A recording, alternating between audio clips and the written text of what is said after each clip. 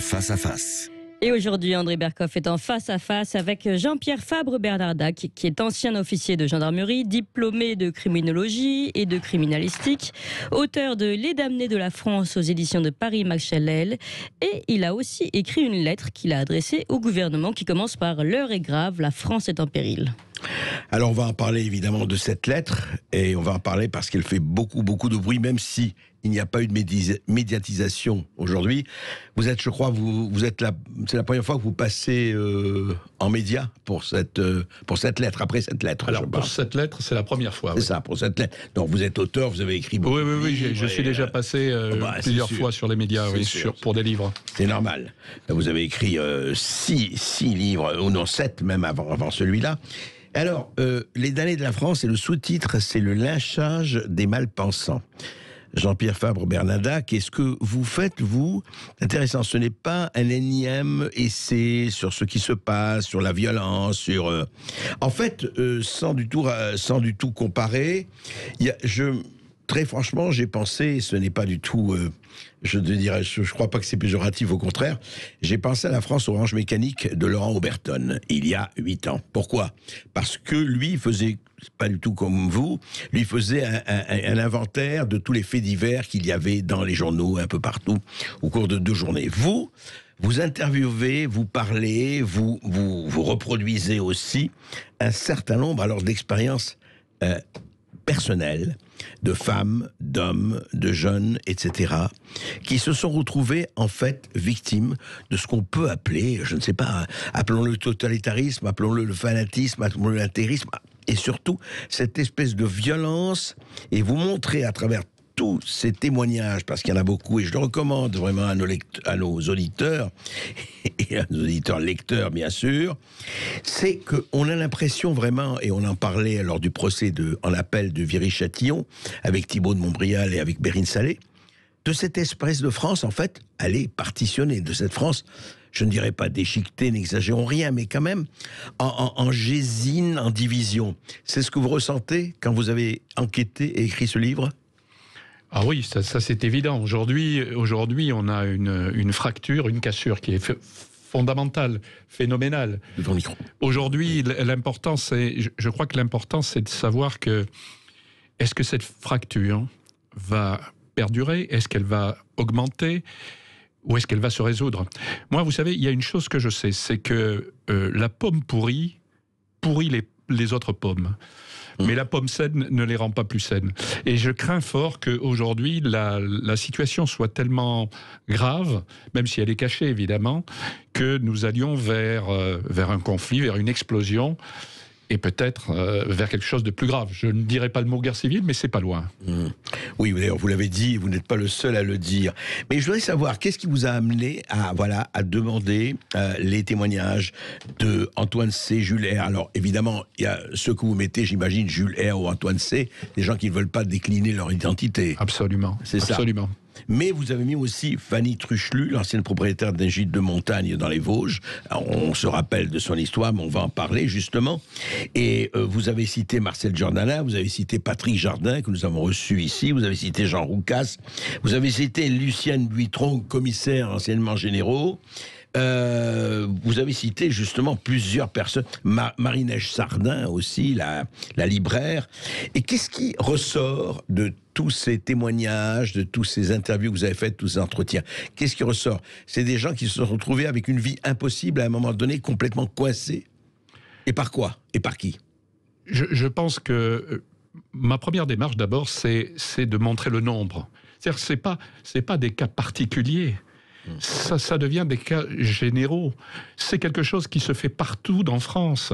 C'est quelque chose qu'on trouve tous les jours. J'ai ici vu, par exemple, au mois de février. Je ne vais pas vous les citer tous, mais février j'ai tout un 2021. Maintenant. Ça, oui. Alors, je ne l'ai pas pris pour mars parce que je ne savais pas que je passerais.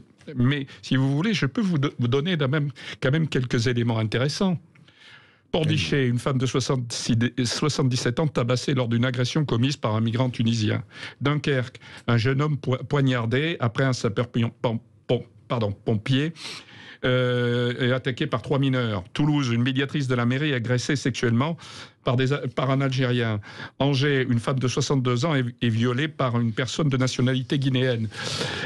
Rouen, dans le Vaucluse, dans la région parisienne, en Avignon, à Clermont, à Angers, à Saint-Maur.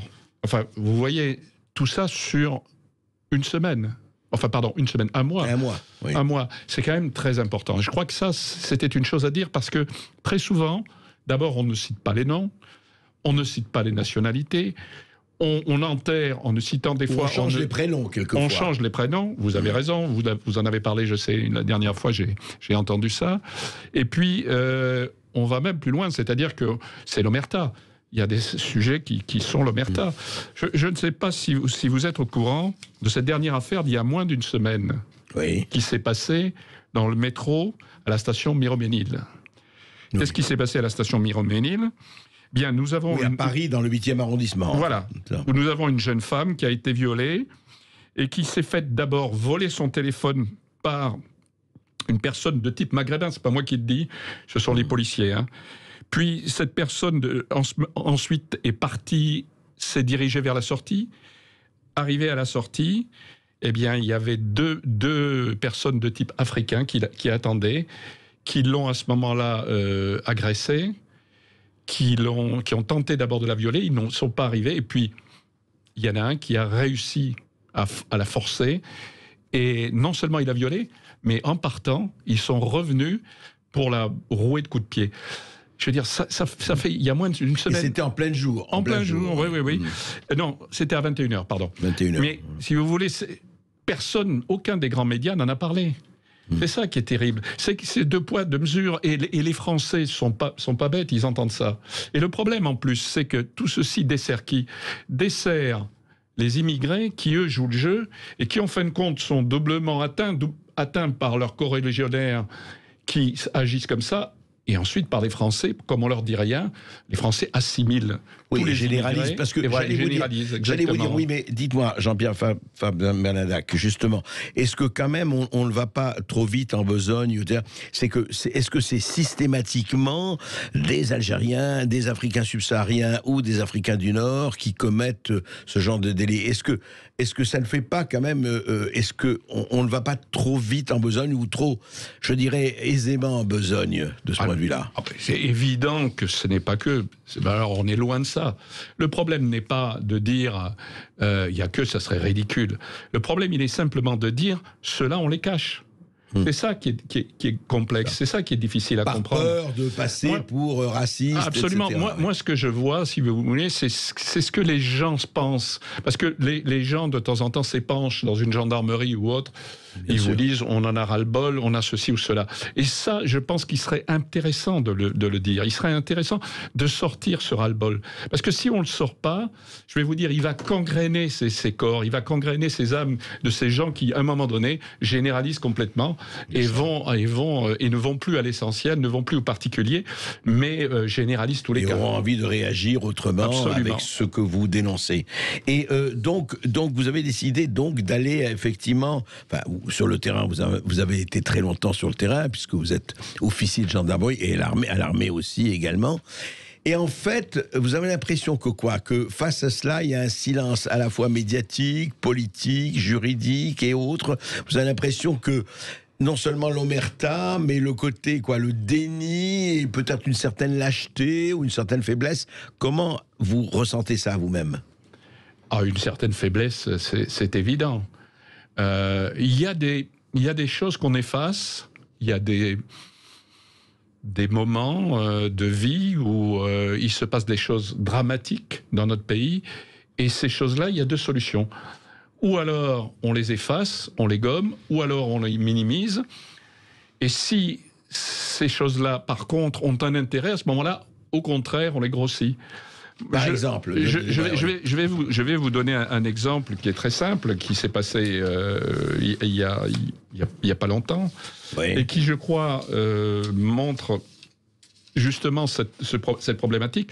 Vous savez, c'est d'un côté l'affaire Zecler, Oui. Et de l'autre côté, le drame qui s'est passé à Pau, où vous vous souvenez certainement, un Soudanais a poignardé un directeur du centre d'accueil des demandeurs d'asile. Exact. Il me semble que la mort d'un homme, et je suis désolé de le dire, mais est quand même plus grave que le fait d'une personne qui soit tabassée. Et c'est horrible. Je peux très bien comprendre que cette personne, en plus, et qui était un Africain d'origine, je crois, se soit fait tabasser. C'est horrible. Mais la deuxième méritait quand même qu'on en parle un peu plus. Or, le premier, on en a parlé pendant une semaine. Avec le deuxième, on en a parlé pendant quelques heures. Et encore, pas dans toutes les télés, pas sur toutes les télés et pas sur toutes les radios. C'est ça qui me ronge. Voilà, c'est ça qui me ronge. Ouais. C'est pas que, évidemment, qu'il y a énormément d'agressions qui sont faites aussi par des Français, type le Bronfort-Sémanien, le Bourguignon, le Gaulois, voilà, le Gaulois, oui. Mais si vous voulez, c'est le fait de savoir que ceux-là, on en parle, les autres, on en parle moins, on n'en parle pas. Oui, c'est vrai. Et nous allons, nous, en tout cas, continuer d'en parler, absolument, avec vous, Jean-Pierre Fabre-Bernadac, qui nous en parlait aussi de cette lettre ouverte à nos gouvernants. Très important. Je rappelle le titre du livre, Les damnés de la France, le lynchage des malpensants, aux éditions de Paris. Voilà, en tout cas, vous pouvez vous aussi réagir à partir de 13h15, vous aurez la parole, 0826 300 300, pour poser des questions à notre invité Jean-Pierre Fabre-Bernadac, qui reste avec nous, qui parle des damnés de la terre, qui parle de sécurité et qui parle de cette lettre ouverte qu'il a adressée au gouvernement. Évidemment, dans ce sujet sécurité, on reviendra aussi sur ce verdict rendu sur les agresseurs des policiers brûlés à Viry-Châtillon, verdict naufrage judiciaire, selon Thibault de Montbrial. Vous aussi, vous nous dites ce que vous en pensez. Et vous pouvez aussi revenir sur ces 16 hectares de forêt pour un parc éolien qui vont être rasés donc en pleine forêt de Lanoué. Mais comme c'est au nom de l'écologie, peut-être alors que ça passe mieux. Eh bien, réagissez à tous ces sujets. 0826 300 300. Sud Radio Berkov dans tous ses états.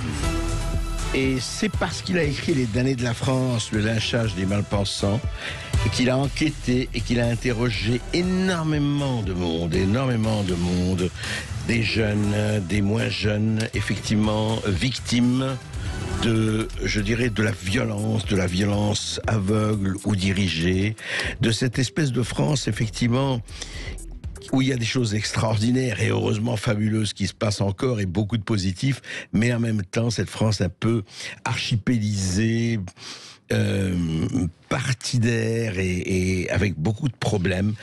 Et justement, capitaine Bernadac, vous êtes officier de gendarmerie, je le rappelle, hein, et de l'armée de terre aussi, auteur de 9 ouvrages déjà.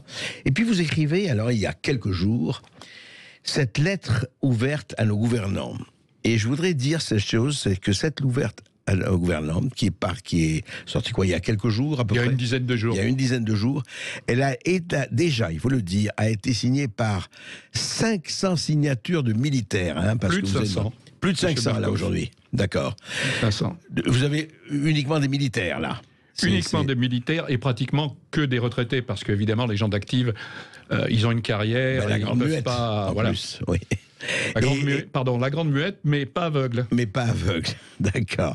Avec 17 généraux quand même qui ont signé et 13 hommes du rang de 2e classe, c'est ça. Donc, et justement, je voudrais je voudrais que vous commentiez cette lettre ouverte, vous écrivez notamment, cette dénonciation, nous voulons dénonciation du délitement qui frappe notre patrie. Délitement qui, à travers un certain antiracisme, s'affiche dans un seul but, créer sur notre sol un mal-être, voire une haine entre les communautés.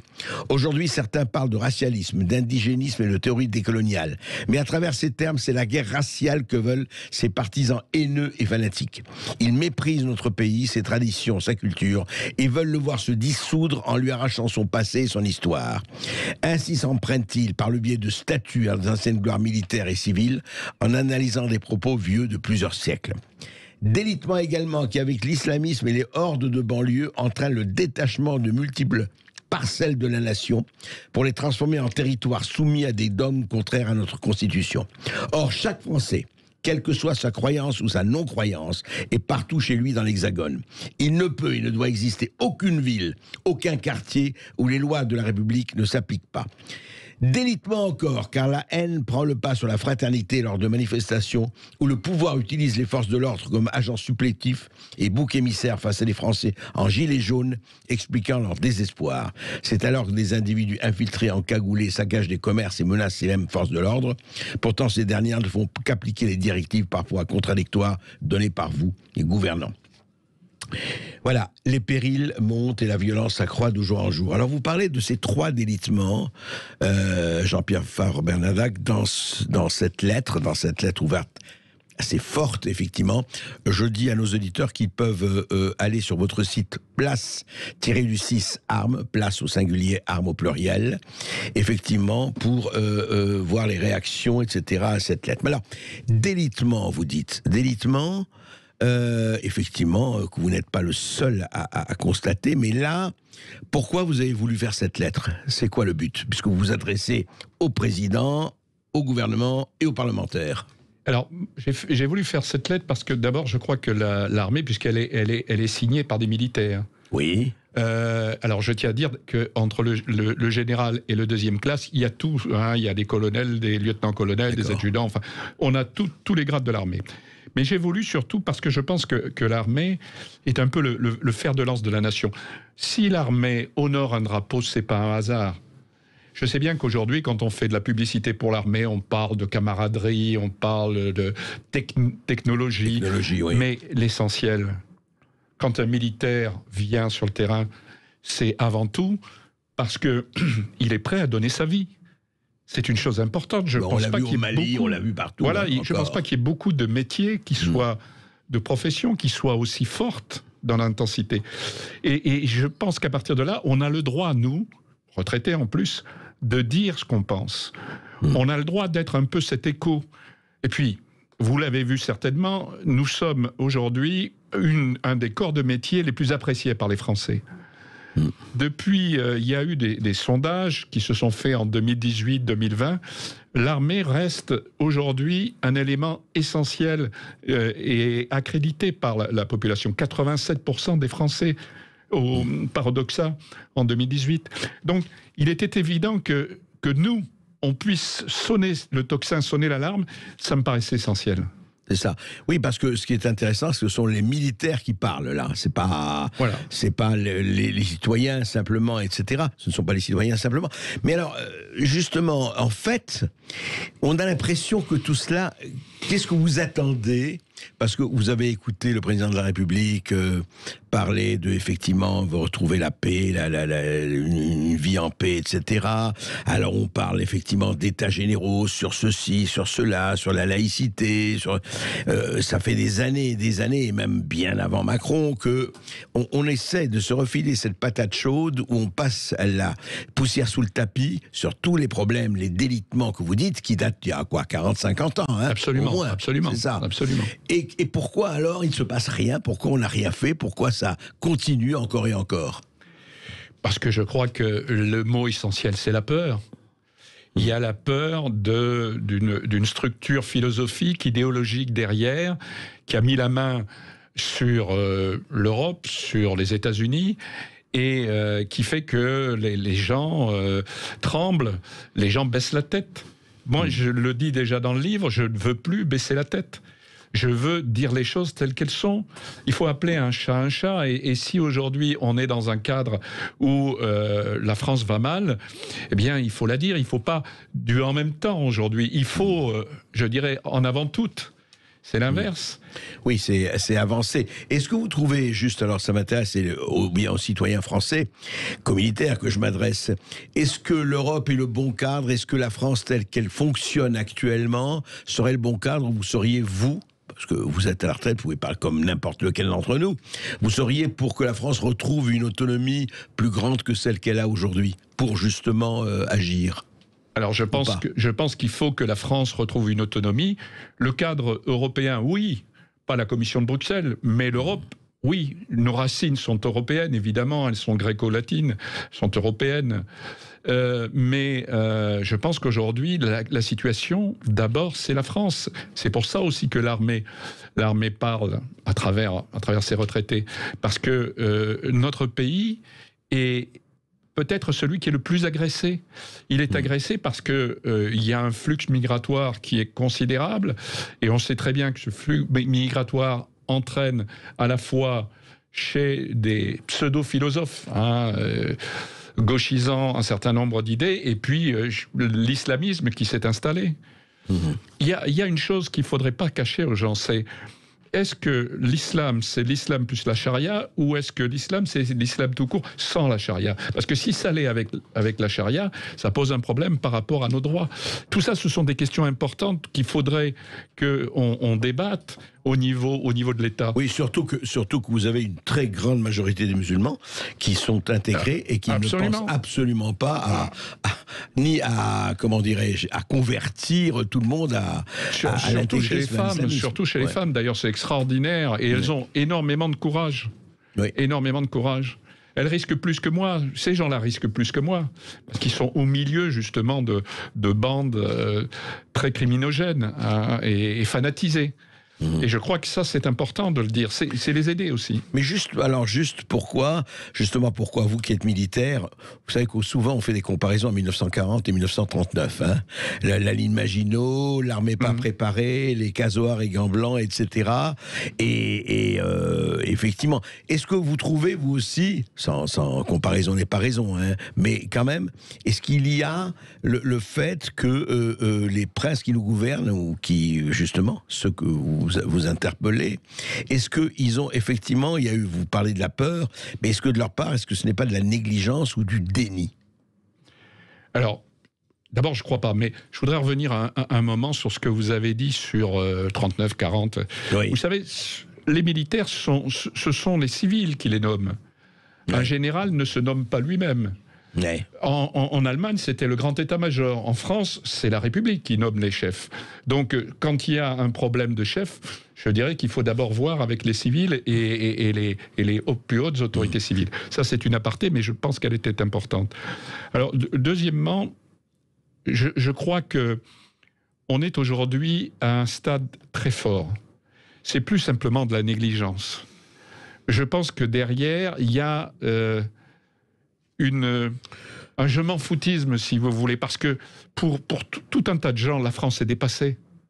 Ouais. C'est le monde qui est là derrière, la France est dépassée. C'est les mondialisés heureux. Voilà, mais si vous allez en terre profonde, je dirais, dans ce monde rural, qui est quand même essentiel, bien sûr. Eh bien, à ce moment-là, vous vous apercevez que eux, ce qui les intéresse, c'est la proximité. La proximité, c'est quoi? C'est leur région, c'est leur terre, c'est la France. Voilà. Vous retrouvez en fait cette division qui a été très parlée, mais c'est une vraie division, entre les gens de quelque part et les gens de n'importe où. Absolument. C'est un auteur anglais qui a... David Woodard. Voilà.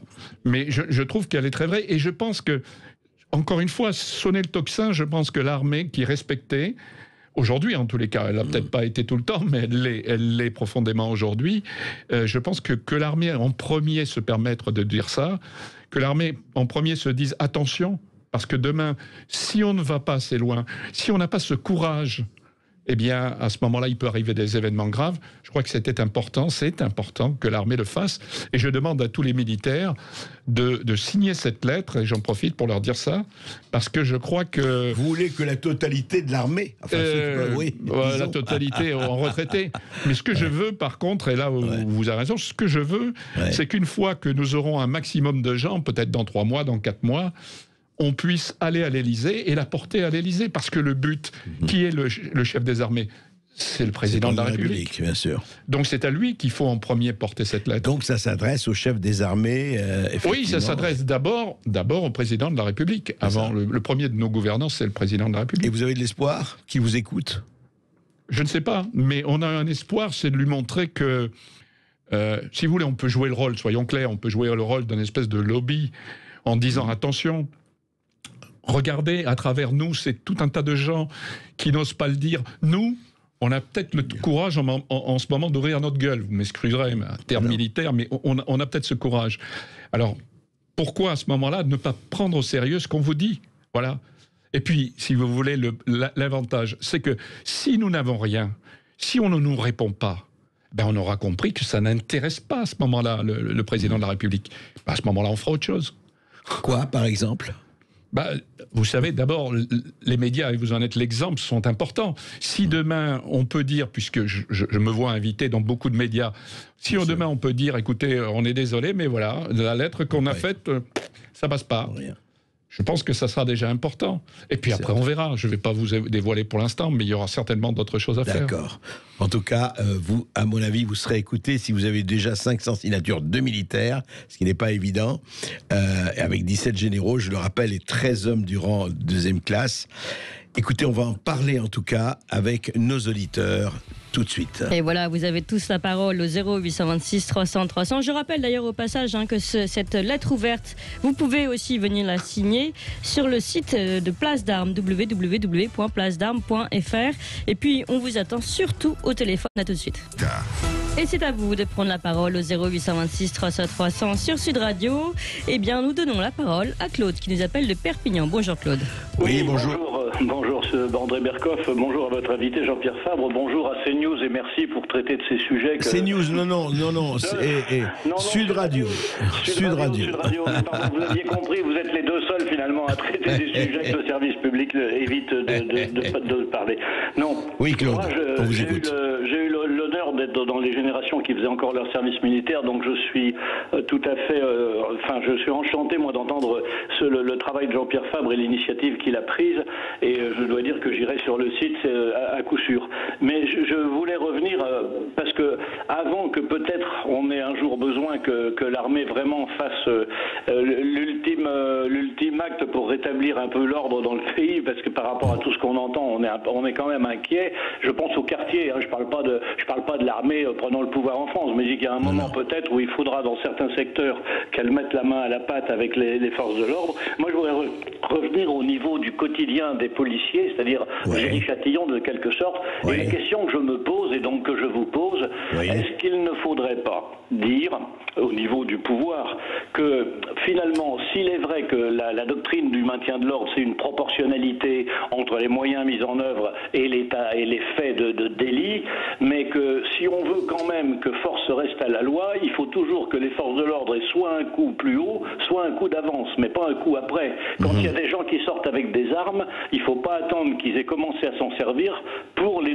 neutraliser. Et moi, je pense que dans le cas des policiers, j'ai entendu tout à l'heure maître Thibault de Montbrial. Thibault de Montbrial dire qu'il connaissait aucun autre pays dans lequel des gens enfermés dans leur voiture en feu n'auraient pas le dernier pays où on sort pas des armes et pour tirer dans ceux qui viennent vous agresser. Donc pour que force reste à la loi et que la proportionnalité soit maintenue, il faut quand même qu'un jour on dise clairement stop, fin de partie, on joue plus, là maintenant on joue plus. Il faut savoir que ceux qui prennent entre un policier qu'on accuserait d'être, vous savez, les brebis galeuses, on entend dire ça par tous ceux qui crachent sur la police, et une racaille, il y a toujours un degré de moins. À mon avis, il y a un degré de moins du policier que par rapport à la racaille, et quand ils sont face à face, c'est au policier que je donne, moi, présomption de légitime défense. Il me semble qu'il faudrait que ce soit dit haut et fort, et puis dire à partir de telle date, c'est comme le couvre-feu, à partir de telle date, les policiers pourront se servir de leurs armes avec présomption de légitime défense, donc qu'on se le tienne pour dit.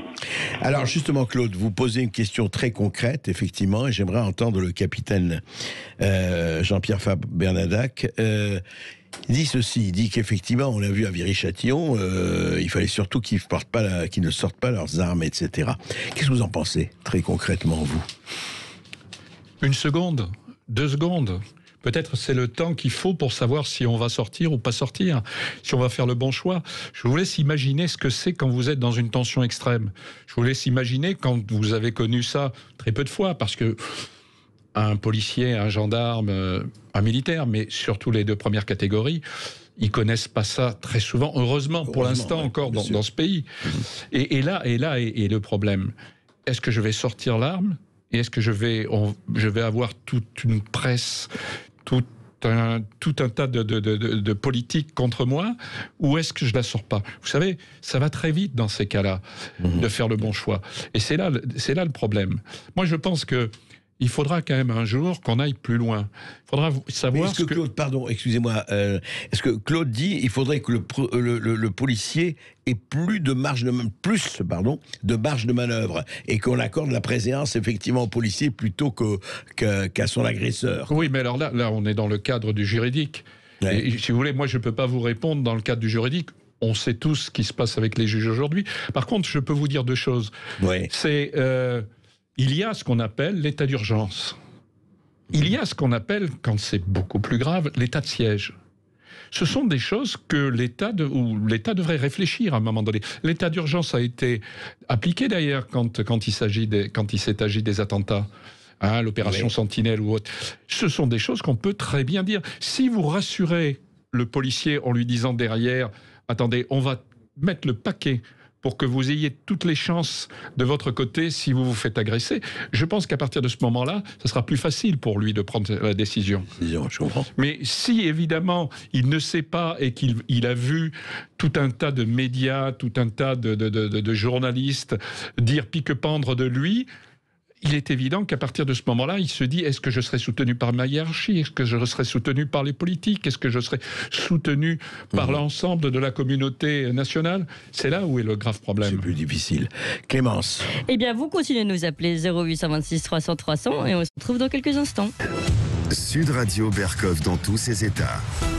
De retour avec André Bercoff et son invité Jean-Pierre Fabre-Bernardac, auteur de Les damnés de la France aux éditions de Paris Mac Challel. Et puis, nous sommes avec vous, vous tous, qui nous appelez au 0826 300 300.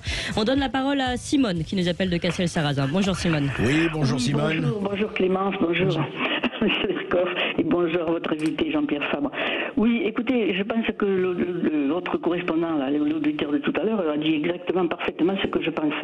C'est-à-dire qu'on suit aussi, on est complètement d'accord aussi avec Jean-Pierre Fabre. Bon, alors qu'est-ce qu'on peut faire? Vous recevez tous les jours des gens qui écrivent, des gens compétents, des anciens policiers, des anciens militaires. Vous avez Jacques Millard, vous avez des gens qui voient ce qui se passe. Est-ce que quelqu'un va se décider à faire quelque chose? La population n'ira pas dans la rue, ils sont morts de trouille. Alors entre la maladie et entre les il y a le Covid en plus, il y a le Covid, c'est vrai. Vous avez une population qui est en transit en dessous de zéro, quoi. Ils sont pas prêts à partir. Moi, je suis prête à partir, hein. Ça c'est clair. Au premier truc, je pars. Mais voilà, il faut d'abord il faut harceler le gouvernement avec les livres, les lettres. Il faut le mettre au pied du mur, qu'ils soient obligés de répondre. Qu'est-ce que vous faites? Il se passe ça, ça et ça. Qu'est-ce que vous faites? Qu'est-ce qu'on peut faire? Il faut envoyer le Conseil constitutionnel en l'air, hein, parce que chaque fois qu'ils prennent des décisions, c'est contre la population. Hein. Maintenant, c'est les victimes qui sont coupables et les assaillants, vous le voyez. Hein, avec et les bourreaux qui deviennent victimes. Oui, c'est bon, quoi. On n'en peut plus. Hein. Franchement, André Bercoff, on n'en peut plus. Je vous jure. Hein. Et je ne suis pas toute seule, hein, parce que moi, je ne vis pas toute seule dans mon coin. Hein. Je vis avec beaucoup de monde et autour de beaucoup de monde. Je vous le dis. Et je vous assure, on le sent. On sent ça au fond de nous, que ça ne va pas du tout. Il faut faire quelque chose, mais on ne sait pas quoi faire. Et on attend que des gens compétents, vous en recevez plein, mais qui bougent, qui fassent des manifestations. On suivra, on ira. Qu'ils écrivent au président sans arrêt. Mais attendez, Simone, je comprends, je suis sûr que vous êtes totalement sincère et les gens autour de vous aussi. Mais d'un côté, vous dites on ira, et d'un autre côté, vous dites mais regardez, les gens sont morts de trouille, notamment à cause du Covid. Oui, alors comment on fait? C'est vrai, alors on ira, oui, moi j'emmènerai une cinquantaine de personnes, mais ça n'est pas une population. C'est déjà pas mal, Mais je veux dire que si ils sont motivés, s'il y a un but, s'il y a quelque chose, si on fait quand on fait une action, c'est dans le but de quelque chose. Là, on sent que ça ne va pas. On sent qu'il faut faire quelque chose, il n'y a personne qui fait rien. Et pourtant, il y a plein de gens qui... je le sais, puisque je vous écoute, je regarde aussi CNews, et je regarde les endroits où on vous dit quelque chose, parce que dans les autres endroits, on vous dit rien. Hein. Alors, il faut quand même un peu... voilà. Et il y a quand même des gens qui sont au courant, mais qu'est-ce que vous voulez? Il nous faut un moteur. Hein. Il nous faut... il y a le monsieur de Villiers, le général, mais pourquoi il ne se présente pas? Enfin, voilà, quoi. On ne s'occupe pas de l'âge, on s'occupe de ce qu'il y a à l'intérieur de l'être humain. Et on sent des choses à l'intérieur de chaque être humain, comme je le sens à l'intérieur de monsieur Jean-Pierre Fabre, et de vous aussi, André Bercoff, d'ailleurs. Écoutez, Simone, merci de ce que vous dites, et surtout, Jean-Pierre Fabre-Bernadac, je voulais dire, ce que dit Simone, on l'entend effectivement beaucoup à la radio et ailleurs. C'est vrai, elle exprime l'opinion de beaucoup de gens qui disent, mais quoi faire? Non pas quoi faire, je suis impuissant, quoi faire, qu'on nous indique un cap, qu'on nous dise une action, qu'on nous dise quoi faire. Et ça, c'est vraiment ressenti très fortement. Ce n'est pas du tout un aveu d'impuissance ou dire, oh, moi, la passivité, j'en ai... Non, c'est l'envie, mais cette envie-là, si elle n'est pas canalisée, en tout cas orientée vers un cap clair, et c'est aussi aux militaires que je m'adresse. Et à ce propos, juste une incidente, vous seriez pour qu'un Pierre de Villiers, par exemple, ancien chef d'état-major des armées, se présente, aille en politique? Qu'est-ce que vous en pensez? Le militaire que vous êtes, qu'est-ce qu'il en pense? C'est une question très délicate que vous me posez. Sur le fait qu'il y ait un militaire qui se présente, pourquoi pas?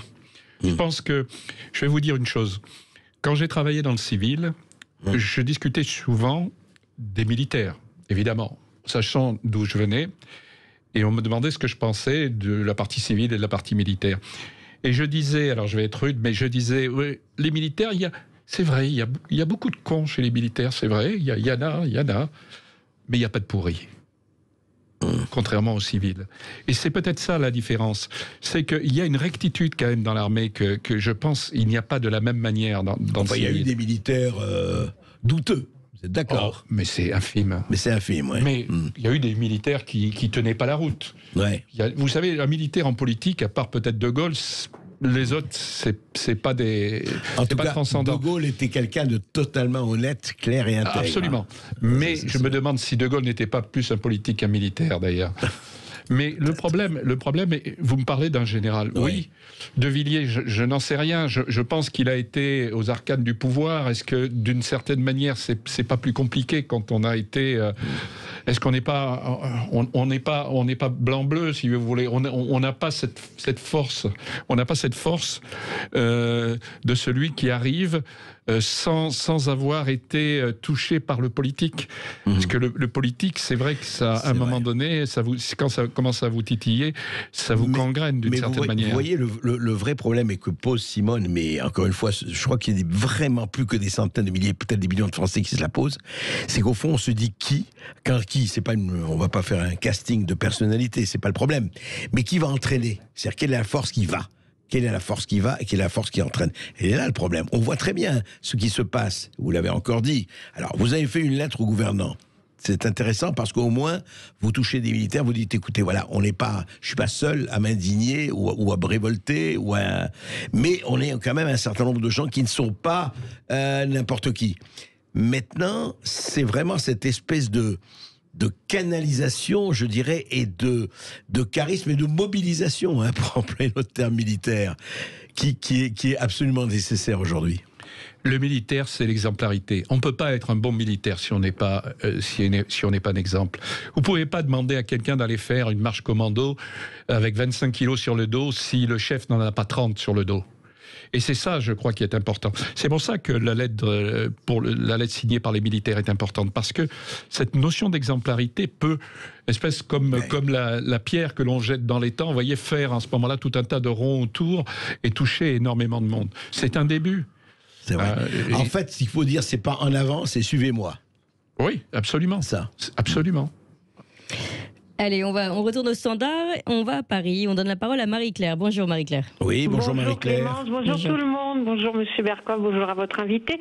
Donc moi je voudrais dire déjà à Simone que oui, je la rejoins, complètement d'accord avec tout ce qu'elle a dit. Alors je voudrais dire que pour l'écologie et les éoliennes, alors déjà je voudrais faire remarquer que les écolos, c'est vraiment ceux qui interdisent tout, mais sans avoir pensé aux solutions de remplacement. Donc j'espère qu'une seule chose, c'est qu'aux prochaines élections régionales, ils vont se prendre une petite claque parce que là, ils ont pris trop la grosse tête. Voilà. Donc, autre chose, je voudrais dire, tout à l'heure, vous parliez des profils des migrants et des choses des profils toujours issus de l'immigration. Donc moi, je suis un peu d'accord avec vous, mais ce que je ne voudrais pas, c'est qu'on fasse un amalgame. Je vais vous dire pourquoi. Parce que c'est vrai, moi, je vais souvent assister à des procès de tribunaux, et vous allez aux comparutions immédiates. 90% des profils, ce sont des profils issus de l'immigration, profil maghrébin, profil africain. D'accord ? Mais je voudrais vous faire aussi remarquer que, moi, je disais l'autre jour à une amie qui a un côté un peu raciste, je lui disais, mais tu fais plus tes courses. Vous allez maintenant dans les supermarchés, vous allez regarder le nombre de caissières, les profils, tous les petits métiers sont pris par qui? Vous voyez, moi je vois aujourd'hui, il y a des magasins qui ont fermé dans la rue où j'habite, il y a plein de click and collect. C'est tous des profils maghrébins, africains qui ouvrent tout ça. Donc ces gens, ils sont pas tous des voyous, et il y en a beaucoup qui savent, et vous savez en ce moment, tous ces gens-là, ils tracent leur route. Ils tracent leur route. Et quand vous regardez tous les livreurs, regardez tous les gens qui sont au petit boulot, livreurs, caissières, et tous ceux qui servent dans les click and collect. Vous voyez ? Donc, alors je ne vais pas vous dire c'est le remplacement, hein, je ne sais pas. Mais en attendant, nous, Gaulois, on ne travaille plus dans ces métiers-là. Et ça, vous pouvez pas le nier parce que c'est la vérité. Enfin, moi, je le remarque. Et je suis dans une banlieue où il y a pas vraiment, voilà, au sud de Porte-Maillot, vous voyez, ce ne sont que des profils. Vous allez dans les magasins, les livreurs, voilà. Non, mais Marie-Claire, juste un mot là-dessus, et Jean-Pierre Fabre dira ce qu'il en pense. Il est évident, enfin, loin de nous, et vous le savez si vous écoutez l'émission, il est hors de question de faire de la discrimination imbécile et d'ailleurs fausse. Et heureusement qu'effectivement un certain nombre de gens, et c'est normal, ils sont là, ils travaillent, et qui travaillent comme tout le monde, et ils travaillent pour effectivement d'abord gagner leur vie, et puis si on ne les avait pas, on serait bien embêtés. Oui, ça c'est clair. Ouais, il faudrait se poser la question, pourquoi maintenant ces emplois-là ne sont plus occupés par des Gaulois ou des gens... je vais vous dire, mais ça, je vais encore passer pour un conservateur horrible. Je pense qu'il faudrait revoir toutes les histoires d'indemnisation de chômage, etc. Moi, je pense qu'il ne faut laisser personne au bord de la route. Si vous voulez, en 2 mots, je fais rapide. Ouais. Je dis que si on est âgé, handicapé, si on est des malades, on ne laisse personne au bord de la route, on les soigne, et on les soigne le plus gratuitement possible, etc. Mais si on a sa tête, ses bras, ses yeux, ses oreilles, son cerveau, eh bien, on travaille très bien, on est au chômage dans son occupation habituelle, mais si on touche l'indemnité chômage, il y a des travaux qu'on doit pouvoir faire sans estimer que c'est indigne de nous de faire ces travaux. Voilà ce que je crois. Voilà, Jean-Pierre Fabre. Oui, moi je voudrais dire... Par rapport à ce que dit cette dame, l'armée a intégré toutes les races. Elle a intégré toutes les religions à travers des régiments qui étaient des régiments mythiques, les tirailleurs, les zouaves, les spahis. Et n'oublions pas la Légion étrangère. Évidemment, et la Légion étrangère, que je n'oublierai jamais, ça c'est évident. Donc je pense que on peut pas être raciste, on peut pas faire de différence quand on est un militaire. C'est impossible. Quand vous avez à côté de vous quelqu'un qui peut tomber comme vous, qui a un sac à dos aussi lourd que vous et qui fait les mêmes marches que vous, pourquoi voulez-vous que à partir de ce moment-là, vous ayez vis-à-vis de cette personne un rejet? Absolument pas. Et je crois que ça aussi, vous voyez, l'exemple de l'armée est important. L'exemple de l'armée est important. Donc juste un mot. Est-ce qu'il ne faudrait pas vraiment rétablir le service militaire ? Je pense qu'il faudrait, et je pense que c'est une idée qui est revenue au goût du jour. Je pense qu'il faudrait, ça peut plus être le service militaire d'il y a 20 ans. C'est fini. Peut-être moins de mois, mais je pense qu'il faudrait. Mais moi, je vais vous dire plus loin.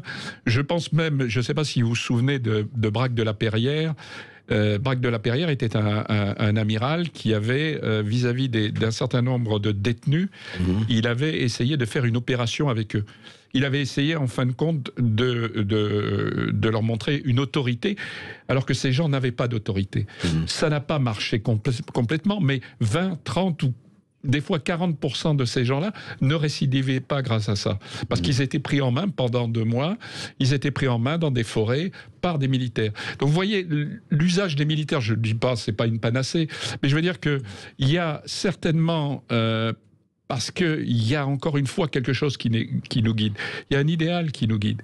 C'est que nous, on croit à la nation. Je sais bien, c'est suranné aujourd'hui, mais on croit à la nation. Mais vous arrivez au creux de l'histoire. C'est que effectivement, tout le monde doit croire à la nation. Enfin, s'il y a un projet collectif, c'est un projet national. Et national, elle n'est pas une injure absolument rédhibitoire. Il faut quand même se rappeler un peu ça, quoi. Nation, c'est la nation, on sait très bien comment elle a été bâtie, comment elle est là. Clémence. Eh bien, vous êtes très nombreux à continuer de nous appeler au 0826 300 300 et à réagir à notre invité, ancien officier de gendarmerie qui tire la sonnette d'alarme. Eh bien, vous continuez et on se retrouve dans quelques instants. Et oui, vous êtes très nombreux à vouloir poser des questions, réagir aux propos de notre invité Jean-Pierre Fabre-Bernardac. Je rappelle, un ancien officier de gendarmerie et auteur de ce livre Les damnés de la France aux éditions de Paris-Machalel. Et surtout aussi, il a écrit une lettre ouverte qu'il a adressée au gouvernement. L'heure est grave, la France est en péril. Alors, nous donnons la parole tout de suite à Pascal qui nous appelle du Lot-et-Garonne. Bonjour Pascal. Oui, bonjour Pascal. Bonjour. Bonjour à toute l'équipe de Sud Radio et félicitations pour avoir invité ce capitaine de gendarmerie, si je ne me trompe pas, avec mes respects, mon capitaine, puisque, enfin, je ne devrais même pas dire mon, parce que moi je suis un ancien de la Marine nationale, ancien commando fusilier marin Jobert, donc à 60 ans. Quand j'ai vu ça. Comment ? Chapeau. Ouais. Et quand vous parliez des sacs à dos de 30 kilos, eh ben c'est vrai, voilà, moi j'étais pas trop après, j'ai toujours, dans mon entreprise, j'ai toujours respecté le salarié parce que j'estimais que si je grandissais, c'était grâce aux salariés et que le respect était là, quoi. C'était d'apprendre aux gens de respecter les ordres. Et les ordres, elles peuvent être respectées que si celui qui est à la tête leur montre l'exemple. Or, actuellement, en France, on n'a pas un politique qui montre l'exemple. On n'a même pas un homme politique de haut grade, comme le serait notre président de la République, qui montre l'exemple. Puisque de toute façon, au moindre problème, ils se mettent à genoux. Et ça, c'est scandaleux. On n'a pas à s'excuser de ce qui s'est passé des années avant. Moi, j'ai mon père qui a été un ancien combattant de 39-40, qui a été prisonnier de guerre. Ma mère était une des plus jeunes résistantes sur Rennes, au niveau de Rennes. Elle avait 17 ans, elle avait son brassard FFI, tout ça. Et je peux vous assurer que nous, on a appris à respecter. On nous a appris ce que c'était que le respect du pays, les couleurs. Quand je vois des gens d'une autre nationalité qui se permettent de piétiner les couleurs, et on dit rien. Quand je vois actuellement, j'ai vécu en région parisienne, j'ai très bien connu la Grande Borne, quand on voit des magistrats se mettre à genoux et condamner, mais les gens qui ont failli brûler, mourir dans les voitures, mais c'est pas 25 ans, c'est pas 18 ans. C'est la peine de 30 ans. On ne brûle pas un citoyen, et encore moins des forces de l'ordre. Ouais. Et j'en ai pas après ces gens-là, parce que malheureusement, et le capitaine a bien raison de le dire, la France est en péril. Par rapport à quoi ? À une minorité, mais quand je dis une minorité, c'est une minorité d'individus qui sont des années 80, qui ne connaissent rien dans le pays où ils n'ont jamais vécu, et qui veulent instaurer leur propre loi. Et ça, c'est scandaleux. J'ai des amis, ancien CRS à la retraite, sur le secteur des Pyrénées, un ancien OPJ de gendarmerie de haute montagne aussi. D'autres, j'ai mon beau-frère qui est un ancien commissaire divisionnaire de la police de l'air et des frontières. J'ai actuellement un neveu qui est haut fonctionnaire dans les douanes. Oui. Et lui, on me le disait, il disait, on voit des choses passer et on doit fermer les yeux. Mais où va notre pays ? Mais alors justement, il faut qu'on bouge. Alors il faut qu'on bouge. Alors comment il faut qu'on bouge ? Parce que tout le monde dit ça. Oui, il faut qu'on bouge. Tout le monde dit ça ne va pas. Il faut qu'on bouge. Alors on fait quoi ? Je pose la question comme je pose aux éditeurs de Sud Radio qui, comme vous, qu'est-ce qu'il faut faire selon vous ? Moi, je pense qu'à un moment donné, la peur n'évite pas le danger. Je parle beaucoup avec des amis du coin, des Lot-et-Garonnais, qui me disent mais on en a ras-le-bol quoi. Mais je me dis ben oui, mais moi j'étais un des gilets jaunes de la première heure. Hein. Je parle pas ceux qui après ont tout cassé. Hein. Je parle de la première heure, vraiment le 17 novembre, hein, où on revendiquait quelque chose qui nous dépassait, l'augmentation du gazole, les taxes et tout. J'en avais ras-le-bol. Mais il nous l'a bien fait de travers. Il savait que de toute façon, comme il n'y avait pas de tête, ça allait tomber. Ben, on le savait. On ne voulait pas de tête. Maintenant, pour bouger, Que voulez-vous faire? Le moindre truc, déjà, de toute façon, là, je téléphone, on est sur écoute, on va pas nous dire que c'est pas vrai, mais on est tous sur écoute, tout est surveillé. Alors les gens ont peur de quoi? Ils ont peur de la justice, ils ont peur d'aller devant parce qu'on sait très bien que nous, le petit peuple, on sera condamnés par rapport à cette petite racaille de cité qui, eux, vont passer à côté parce qu'ils vont pouvoir se payer des avocats par certaines associations.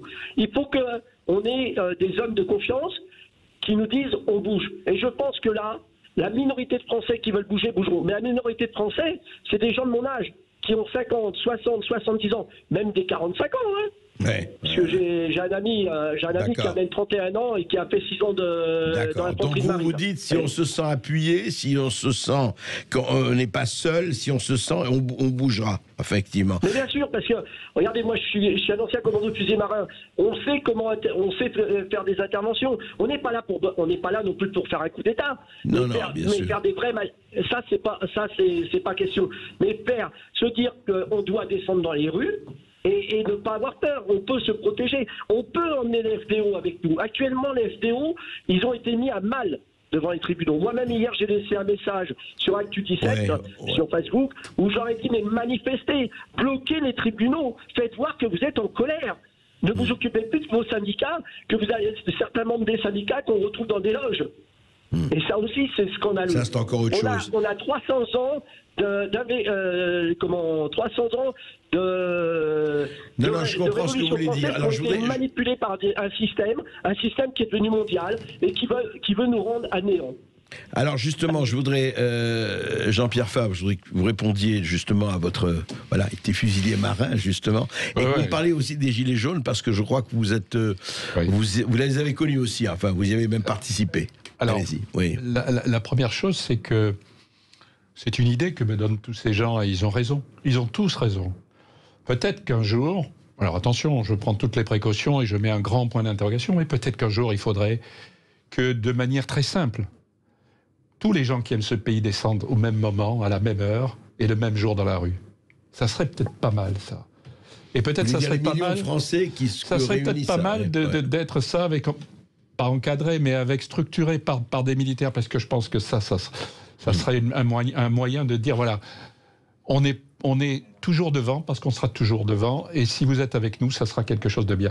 Alors maintenant, pour revenir aux Gilets jaunes, oui, moi j'ai été sur les carrefours. Je vais vous dire, j'ai même fait un article pour Valeurs Actuelles qui me l'a demandé, parce qu'un officier de gendarmerie qui va sur les carrefours, c'est quand même pas... Mais c'est très simple. C'est très simple. Moi, quand je vois des gens qui sont des ruraux, qui sont des humbles, mais qui brandissent tous le même drapeau, qui pleurent de joie en se voyant, qui ne s'étaient pas parlé depuis des mois, des années, et qui sont là ensemble, ben, j'ai envie d'être avec eux. Parce que ces gens, pour moi, ce sont mes frères. C'est la même chose, je me sens proche de ces gens. Et ce qui a été dramatique, c'est cette montée sur Paris.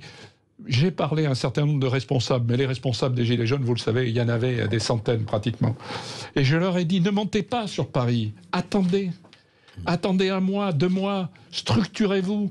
Une fois que vous serez structuré, une fois que vous aurez choisi un chef, parce que c'est pas possible de pas se choisir un chef. En tout cas, il faut des dirigeants. À ce moment-là, oui. À ce moment-là, vous montez à 100 000 sur Paris. Et puis j'ai fait du maintien de l'ordre. Je sais très bien qu'à 100 000 sur Paris, les gens d'en face, ils peuvent plus. C'est plus possible. Ils vont pas tirer dessus, bien sûr. Allez, on donne la parole, dernier auditeur rapidement, à Dominique qui nous appelle de Châtenay-Malabry. Ah non, Alain de La Rochelle. Alain. Bonjour Alain. Oui, bonjour. Bonjour à tous. Donc je vais faire très rapidement. Allez-y. J'ai une question. En fait, ça rejoint exactement ce que vous venez de dire, Monsieur Berkoff. Donc je vais vous répondre parce que on peut effectivement tous faire des témoignages. J'en ai moi-même de mon côté où on a eu des problèmes avec des gens effectivement de l'immigration. Si on part du principe qu'effectivement on stoppe l'immigration pendant un certain nombre d'années, on fait une pause de façon à régler les problèmes. Qu'est-ce qu'on fait effectivement ensuite? Et ben voilà ma suggestion. Moi, on sépare le traitement de la délinquance du traitement de la violence et on confie la violence à des magistrats militaires. C'est-à-dire qu'on dessaisit les magistrats du parquet du traitement de la violence pour 2 raisons. Parce que les magistrats du parquet, ils sont gangrénés par la culpabilité et qu'en plus de ça, ils ont toujours la possibilité de craindre des représailles. Ce que les militaires n'ont pas. Un militaire n'a pas de culpabilité, ne craint pas la représaille. Donc on traite la violence, parce que ça c'est le problème de demain, problème majeur qui va tuer le pays. On traite la violence par des magistrats militaires dans des pénitenciers qui seront de nouvelle génération, c'est-à-dire avec une personne par cellule et avec un vrai traitement dédié sur la violence. Voilà. Donc ça, c'est ma suggestion. Donc, encore une fois, on dessaisit les juges du parquet et on fait une scission entre délinquance et violence. Possible, ça, capitaine Bernadac? Possible. Magistrats militaires. Les magistrats militaires, il n'y en a plus beaucoup maintenant. Hein, c'est plus. Mais c'est une bonne idée. Mais c'est une bonne idée parce que je pense que il y aura un courage supplémentaire parce que eux, en fin de compte, ils appliqueront ce qu'on leur dira d'appliquer. Ils n'auront pas d'état d'âme. Et je crois qu'aujourd'hui, il ne faut plus avoir d'état d'âme. On n'est plus dans un moment d'état d'âme. On est dans un moment où il faut avancer et ne pas, je dirais, avoir peur de son ombre. Ce qui est dramatique. C'est sur le fond, mais je retiens que vous dites que ce ne serait pas mauvais, après avoir écouté les auditeurs de Sud Radio, vous dites que ce ne serait pas mauvais que tout le monde, à un moment donné, descende pacifiquement, je dis bien pacifiquement dans la rue, c'est très important, et soit encadrés. Il y a eu une manifestation avec Traoré, 20 000 personnes qui sont venues, l'islamo-gauchiste. Comment se fait-il que des Français fiers de l'être, et il y en a, aujourd'hui on est majoritaire, comment se fait-il qu'il n'y ait aucun Français qui dise à un moment donné, ah ben chiche, tiens, on va le faire. Et je crois que ça serait important. Peut-être que nous avons justement un rôle derrière. Pas pour l'instant. Pour l'instant, il faut qu'on se structure. Pour l'instant, il faut qu'on crée une solidarité entre nous. Mais qui sait si un jour, peut-être proche, on ne pourra pas faire ce genre de choses. Pourquoi pas? En tout cas, votre livre est incontestablement, vous donnez un certain nombre de pièces qui permettent justement de se poser toutes ces questions-là, et lisez-le vraiment, Les damnés de la France.